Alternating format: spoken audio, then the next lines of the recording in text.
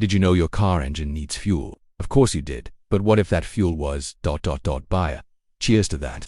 Back in 2017, some brilliant Aussie engineers actually built a car that ran on waste beer instead of regular gasoline. I'm not joking.